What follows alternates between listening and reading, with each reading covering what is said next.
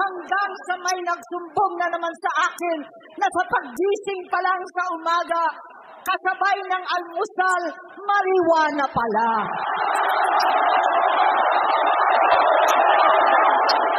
Paghapon sila, lahat sila nagiinuman at gumagamit ng cocaine.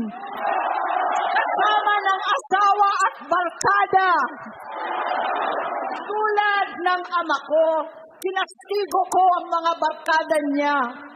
Ang nasirang si Bong Dasa, si Edby Cruz, Inigo, Tony Boy, Sat Anton, alam po ninyo yan.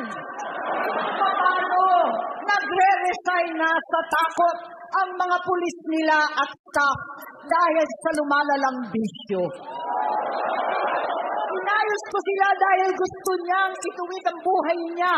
Gusto niyang mag-vice-presidente.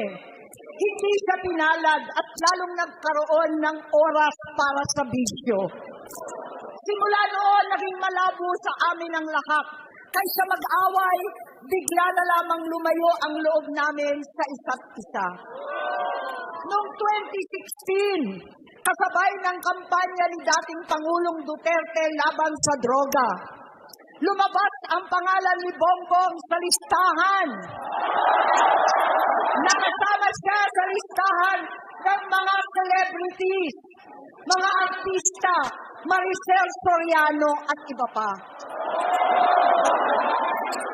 Masinsinan kong kinausap si Pangulong Rodi. Halos manikluhod ako.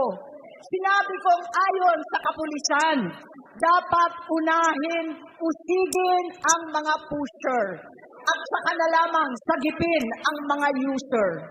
Naligtas si Bongbong. Labis ang takot ko at pag-aalala.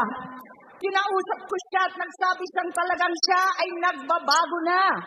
Muli at lagi, hindi ako nawalan ng pag-asa. Ako'y naniwala ulit. Mula noon na natatanggap ko na lang na balita tungkol sa kapatid ko ay regular na pagpapadoktor. Kaya kumalma naman ako. Inisip ko, totoo, dahil na-opera na ang tuhod niya sa gout. Siguro, totoo na ito. Hanggang nito, na lamang nalaman ko na tuloy ang paggamit niya sa mga party na garapalan naghakain ng droga. Pinagmamalaki pa ng mag-asawang kayang-kaya nila ang microdosing ng cocaine. Hati-hatiin daw para 4 na beses sa isang araw.